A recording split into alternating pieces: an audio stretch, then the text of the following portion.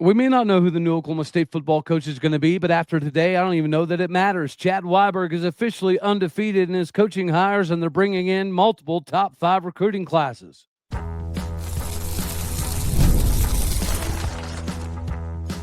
You are Locked On Oklahoma State, your daily podcast on the Oklahoma State Cowboys, part of the Locked On Podcast Network, your team every day.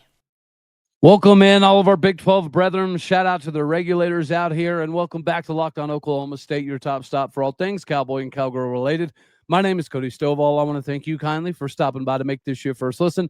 We're available on all of your podcasting platforms, visually as well on YouTube. Find me personally on X at Aldeo State. Today, we get to roll right into the conversation of Cowboy basketball having a top 5 signed class, just like David Taylor's wrestling squad is doing the exact same thing. If Chad Weiberg wants to hire Alex Golesh or Eric Morris or G.J. Kinney or Zach Robinson, at this point in time, I don't even necessarily think that it matters because he hasn't been here very long as the athletic director, but he's already made a massive impact. Naturally, David Taylor has Oklahoma State poised to at least push Penn State for a national title race. Cowgirl basketball, Jacie Hoyt has assembled a squad that's good enough to potentially make the Sweet 16. And then you look at what Steve Lutz has done with basketball. This team is good enough to make a run. This team is good enough to finish in the top 5 or 6 of the Big 12, which is easily enough to get you in the tournament.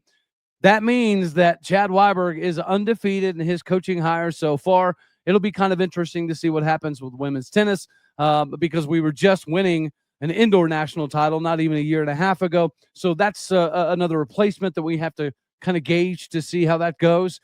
But, you know, regardless of who Chad Weiberg hires, there's literally nothing out here that we can point to that says, well, we don't think that it's going to be successful because Chad Weiberg has literally given us nothing other than very successful coaches. And let's face it, nobody thought that, we were going to be put in a position where Chad Weiberg is going to have to fire Mike Gundy. But it happened. And I think that all of us could agree that there's probably some reservations on whether Chad Weiberg would even make that kind of a move. And he did it. So I feel very confident about this coaching search and how it's going down, especially when you have somebody of this caliber leading the way. Speaking of upper echelon, high caliber individuals, Oklahoma State's basketball squad gets to take on another opponent this Sunday. Prairie View A&M shouldn't be much of a battle. Hopefully Anthony Roy is healthy, but that we've noticed it's not even a necessity that he's healthy. It was a necessity, however, to land Jalen Montanati.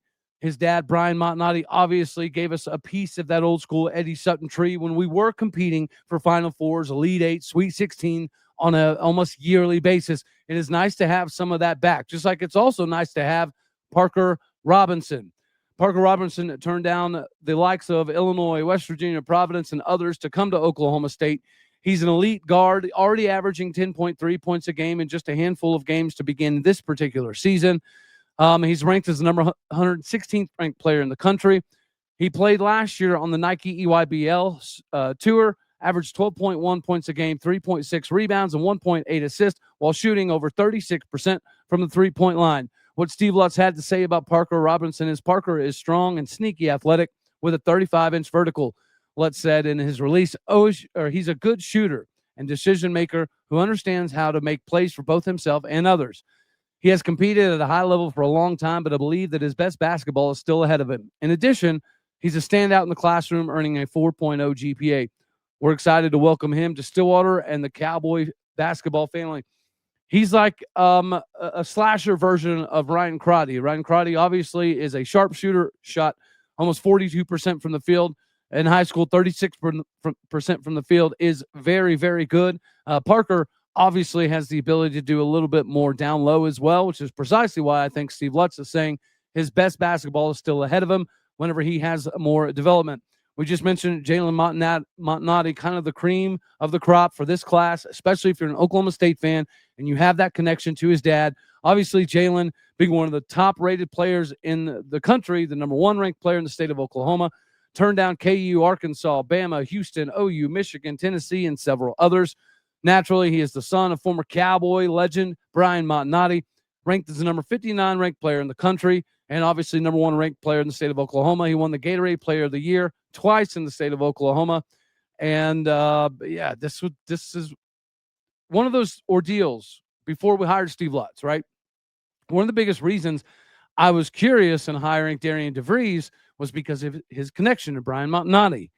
So I felt like Steve Lutz was a really good hire, as we've talked about on this program. I just didn't know that he was going to be good enough to bring in Jalen Montanati. Obviously, that is a done deal now. Jalen Montanati averaged 15.8 points a game, 2 rebounds, and almost 3 assists a game. At the Peach Jam, he scored 29 points in the team's final while going 4 for 7 from the deep ranges. What Steve Lutz said is the first thing that stands out to you about Jalen is how competitive he is. He loves to win, and he's willing to put in the time and effort to make it happen. He is skilled, he's a versatile player, and he makes shots at a very high level. He has a great understanding for the feel of the game and knows how to work into his spots where he can get the most out of his damage. We're thrilled that he has decided to stay home and play for Oklahoma State. The biggest get of the class is Latrell Allman out of Petersburg, Virginia, the 6'8", 5-star, turned down Maryland, Tennessee, Indiana, Virginia, KU, Michigan, LSU, and obviously several others. He's ranked number 27 in the country, according to 247, which makes him the highest-rated player Oklahoma State signed since Cade Cunningham. Allman averaged 14.7 points a game, 7.5 rebounds, 1.2 assists, and 1.5 blocks a game this past season, traveling with Team Loaded on the Adidas AAU circuit. During his travel season, he averaged 21.8 points a game, 7.5 rebounds, 1.4 assists, 1.7 steals, 2.3 blocks, 66% from the field, 44% from three. He led his high school to a state title. He was the Virginia Class II Player of the Year. What Steve Lutz said about Latrell: Cowboy fans are going to love watching Latrell. He's a serious-minded, hardworking young man who comes from a great family. He plays the game with a real edge. He's a scorer that can hit at all 3 levels and impact both ends of the floor with his versatility. We're looking forward to having him on campus next fall.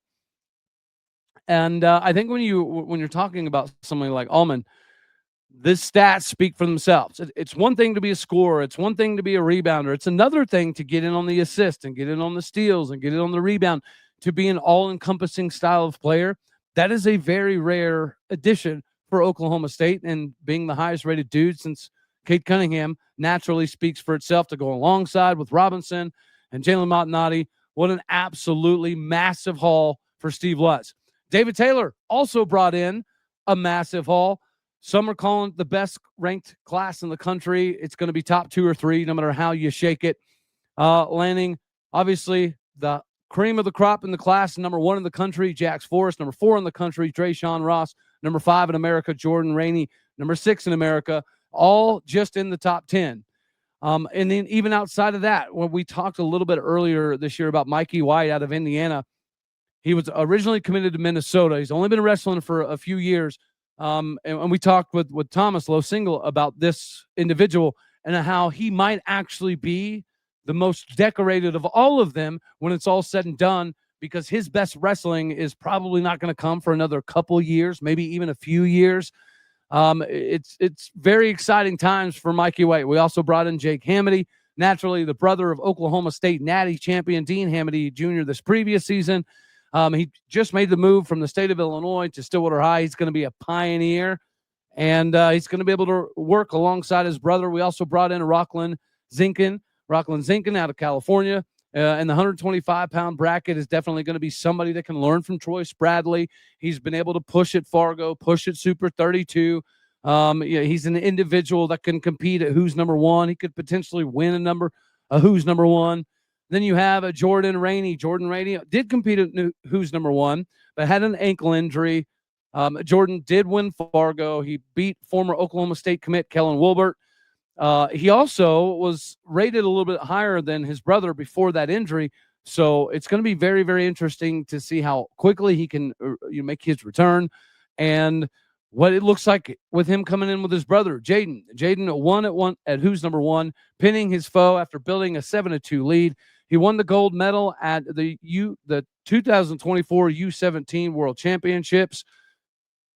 This is definitely an individual that Oklahoma State needs to pay attention to into the future. Us as a fan base, we naturally love this kind of thing. Whenever you can get a multitude of dudes, especially when they're brothers and twins, that builds so much more excitement for what the Cowboys have rocking and rolling this upcoming season. It's going to be a wild time. We got the national duels coming up. That's going to be huge for everybody that's competing because it's going to give us a little bit of a differentiation between Oklahoma State and Iowa and Nebraska and who's the college wrestling without Penn State being there. Then you have Drayshawn Ross.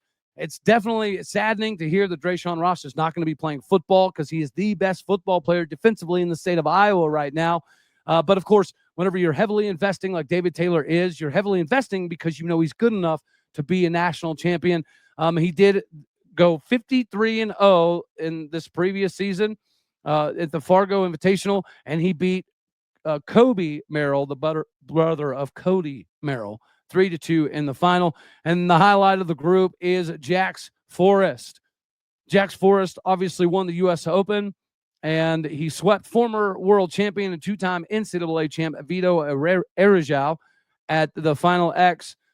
Jax Forrest is the best wrestler in the country. I don't even necessarily think that's up for a debate. Bo was considered that guy for a considerable amount of time, but he dealt with a loss or two.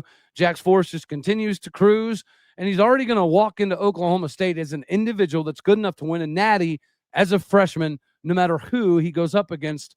And this is absolutely remarkable for Chad Weiberg to bring in Jacie Hoyt, David Taylor, and obviously Steve Lutz, and all of them are not only competing at a very high level, but they're recruiting at an insanely high level as well. I mean, heck, we're seeing what Lena Girardi is doing for Cowgirl basketball. I think she's like the second player in the last 30 years or something to that effect that has scored 75 points in her first 5 games. That's all because of Jacie Hoyt. So shout out to Chad Weiberg. We don't know who the football coach is going to be, but it's kind of hard to feel bad about who the selection might be. It is time to keep your streak alive this Saturday with DoorDash. It's almost that time to look back and crown this week's MVP delivered by DoorDash. Just like you can win every Saturday with DoorDash Streaks, saving more time on every order. These players deliver when it matters most. Let's break it down for Oklahoma State. We went off the bye week last week, so I think that we still got to keep rocking and rolling with Zane Flores, knowing that Haas Haney isn't going to be available in this game, and knowing that Zane put up 235 yards, completing almost 80% of his passes. He came through in a big way, without hesitation, without delay. And if you've been watching this week, we're going to be looking for another massive performance out of Zane Flores to get the first conference W since 2023. And just like Zane Flores delivered for Oklahoma State offensively this previous game, DoorDash delivers on your Saturdays with DoorDash Streaks. You can save every Saturday on your order, stack it up all season, and you can save up to $250, including $100 in DoorDash credits. Order this Saturday to keep your streak alive. Fuel your game day only with DoorDash. Terms apply. Promotional period good through November 18th.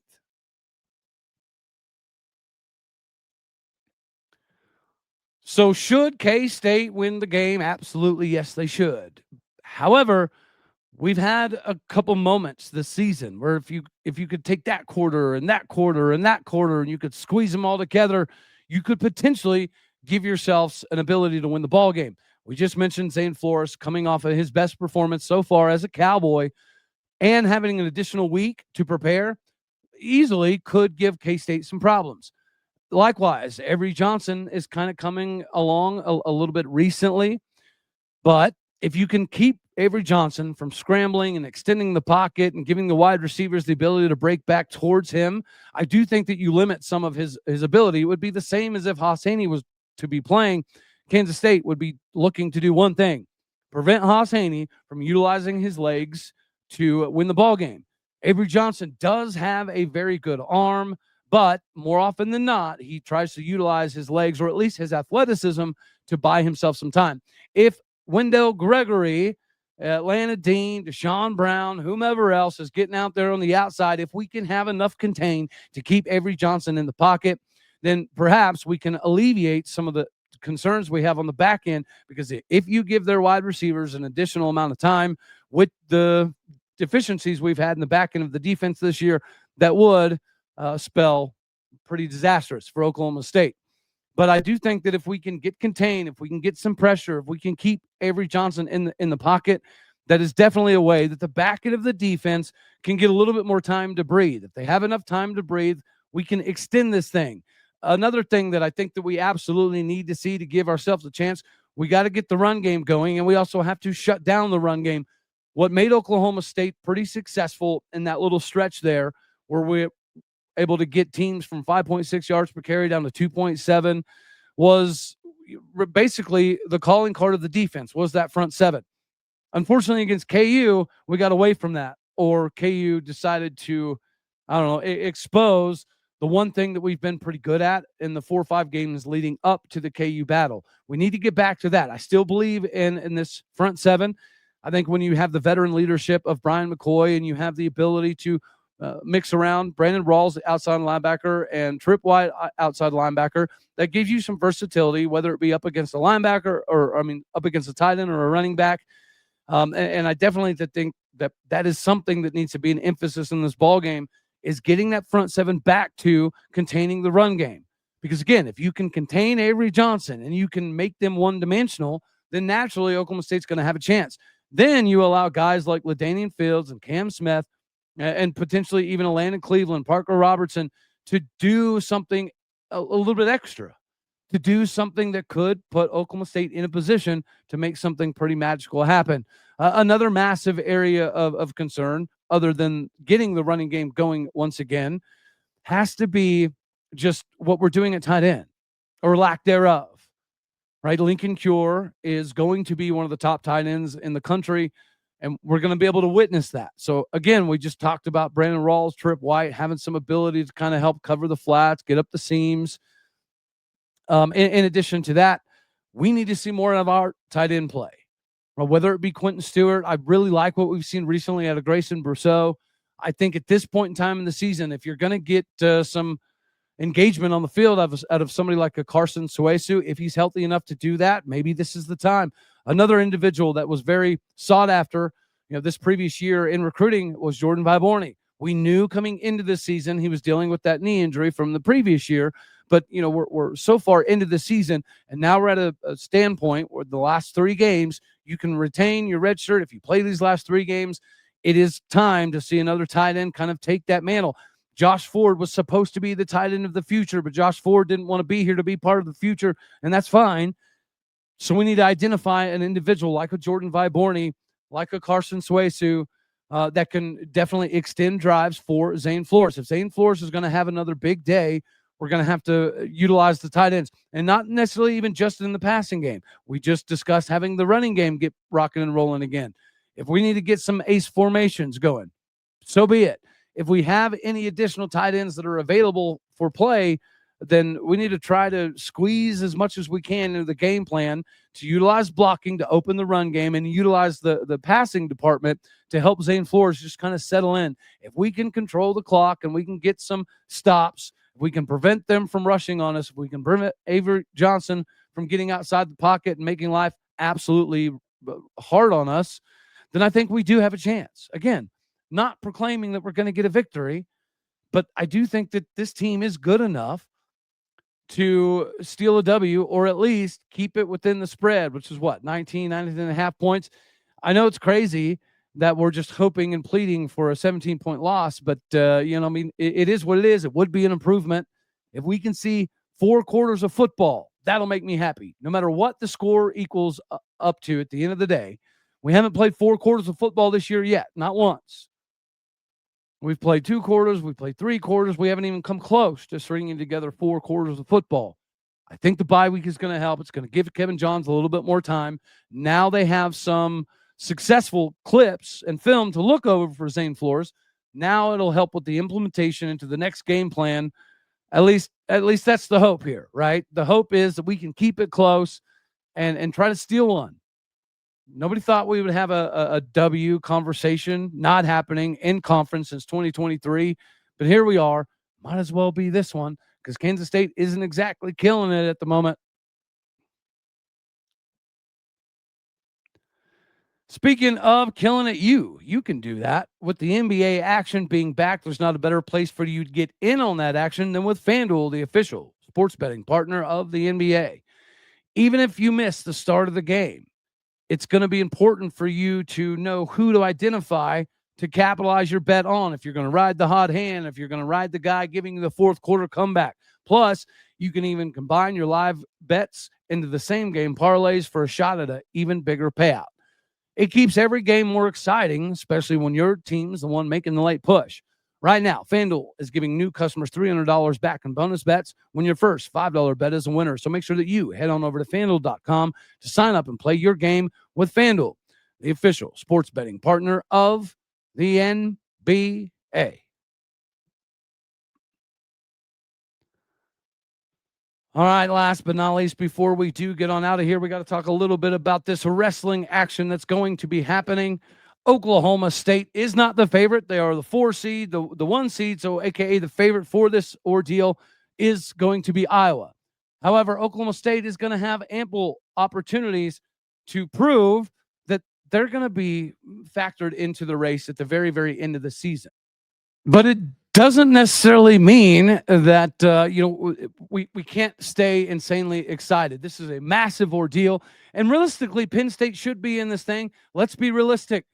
I would imagine that the biggest reason Cael Sanderson is not in this is because David Taylor is one of the biggest brainchilds of bringing this thing back, and it being in the state of Oklahoma probably doesn't sit all that well with Cael Sanderson either. I think Cael realizes they've got one more year of a for sure natty. 2025. I think Cael realizes after 2025, all bets are off.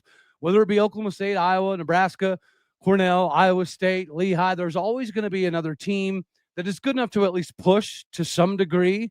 But he understands that it's probably Oklahoma State that's going to be the next biggest push for them. And yeah, so I think eventually he'll come around. Right? Whenever he realizes that their stranglehold on natties is kind of over, perhaps he comes back around. All right, this thing's going to kick off, unfortunately, tomorrow, the exact same time that the Cowboys play Kansas State. But thankfully, it'll be Iowa versus Mizzou kicking it off, followed by Illinois versus Arkansas, Little Rock, Northern Iowa versus North Carolina State, and then Oklahoma State versus Cornell. At noon. So after those 4 matches, it'll be Ohio State versus Wyoming, Virginia Tech versus Minnesota, Arizona versus Michigan, Lehigh versus Nebraska. As far as the seeding goes, I understand Iowa being the 1 seed. I completely do. I don't fully agree with where Oklahoma State is ranked, but at the end of the day, I get it. Ohio State is going to be a very, very tough out for anybody. NC State's going to be much better. Northern Iowa always is going to be a problem. We watched what former Cowboy coach has done with Little Rock last year.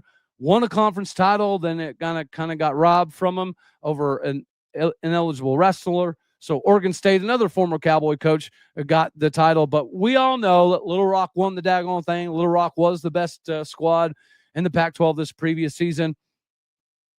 Then you're going Virginia Tech is always pretty solid. They just landed Miller and Bo, so that's a big deal. Minnesota traditionally has always been a very, very good wrestling brand. So is Arizona State. It's sad to see them down.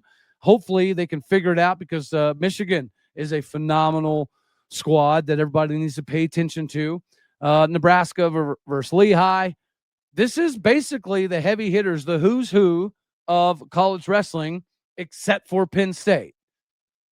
And the exposure that this is going to bring for the sport of wrestling is precisely what we need. We were thankful enough that Wyatt Hendrickson stole the show last year. So while Penn State had this epic scoring record run that they went on and they won another natty, that was not the biggest conversation. Matter of fact, you could make the argument that Dean Hamady Jr. winning a natty in a very unprecedented manner was equally as big of a story as what Penn State did. So I think that probably chaps the ass of Cael Sanderson as well, as Penn State accomplished a bunch of crazy stuff last year, yet people were still talking about Oklahoma State, David Taylor, Wyatt Hendrickson, Dean Hamady Jr., Troy Bradley, the run that Tatum Jameson made. Like, we were the topic of conversation nationally for wrestling, and I would imagine that Penn State country doesn't exactly love that, even though I do love Zach Seiko, love having those conversations about wrestling. It's a travesty that Penn State's not in this deal. But I kind of get it too. Why face Oklahoma State right now when you don't have to? When you know for the next 3, 4, 5, 6 some odd years that David Taylor and Oklahoma State are going to be a massive problem. So you don't want to give them any undue appreciation or respect beforehand. All right, y'all. That's all we're going to have for this one right here. As always, you know I love you. God bless. Go Pokes. Thank you for tuning in to make this your first listen here on Locked On Oklahoma State. You could be anywhere. So happy you choose to be here. Do me a favor, hit the like button if you liked it. Dislike if you didn't. That's okay too. More importantly, share, comment, and subscribe. My podcast and people out there. Do what you do. Hit the stars. Leave some reviews. All right, y'all. Later, taters.